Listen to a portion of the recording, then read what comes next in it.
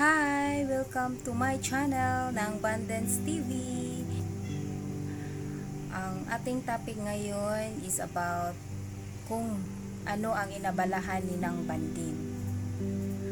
Ako po ay isang mama at may 3 anak. Hindi madali po yung as a mother at saka working mother. Grabe, napaka daming gawain. Hindi natin isama ang ating problema sa bahay. Iba po yung bahay at saka sa opisina. Nasa bahay ako Saturday at saka Sunday at saka holiday, kasi holiday wala akong trabaho. So, busy talaga ako kasi pag vlogger tayo, dapat may time tayo sa pag-edit, sa isipan natin yung content. Yun, isa yun. Hindi na tayo makalinis, hindi na tayo makalaba.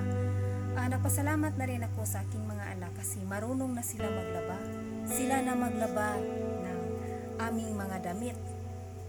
Isa yun nakatulong sa akin. As a vlogger, di ba, makarelate po dito yung mga mama at saka vlogger. Ang hirap talaga maghanap ng content.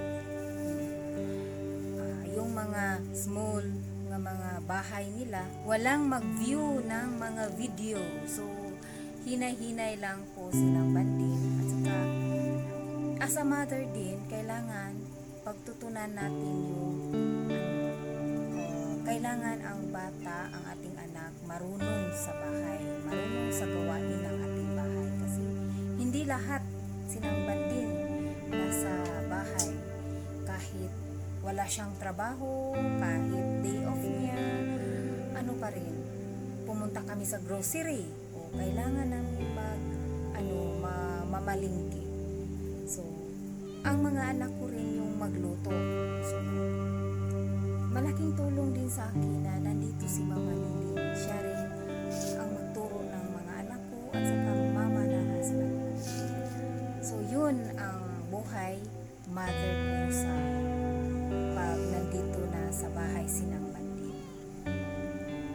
Yung paggamit nila ng gadget, ng kanilang cellphone, may time po yun. Pero sa ngayon, dahil walang klase at saka maburingan sila, hindi talaga maiwasan. Diba, nag-pandemic, nasa bahay lang ang mga anak ko.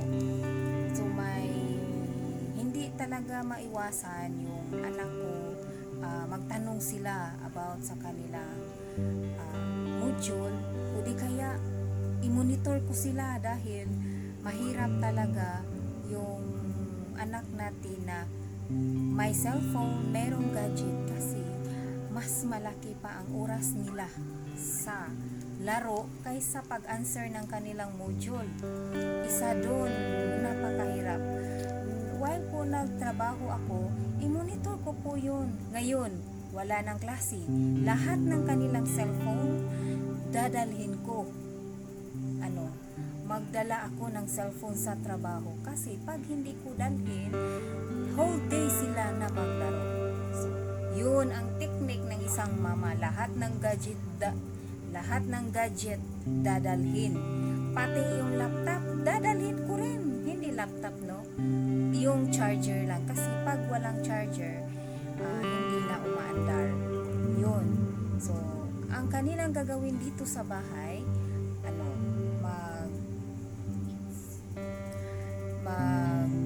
manood sila ng TV pagkatapos nila maglaba, kasi tuwing umaga maglaba sila. Sabi ko sa mama ko, kay sila na ang manglaba at saka sila na magluto. Yun, daming dadalhin ng Bandin. Dalhin ang lahat na gadget, lahat ng cellphone at saka charger ng laptop. Hindi ko iiwan sa bahay yung mga gadget at saka yung charger, kasi silang 3 maghanap.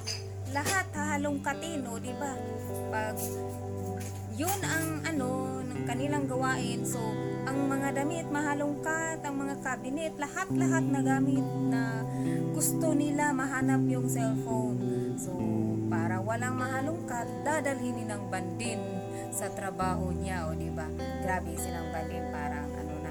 While nag-work ako, tawagin o i-chat ko yung mama ko kung ano ang ginawa nila. So, hindi talaga maiwasan na nandun sa trabaho silang bandin, mag-monitor pa rin sana. Yun po, kulang na lang bahay, dalhin ko.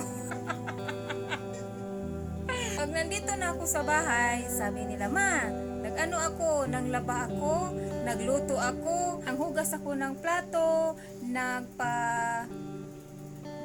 nagdilig ako ng halaman, at saka nagwalis ako sa bakuran. Yun ang kanilang ibabalita sa akin. Kapag walang ibalita, walang cellphone, o di ba?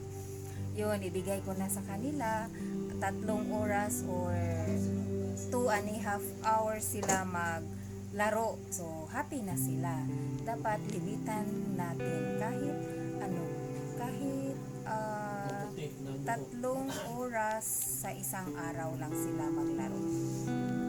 Yun po, sinang bandin, as a mother, as a working mother, as a vlogger. Yun. So, sana may natutunan kayo sa life ni ng banding. At saka, thank you.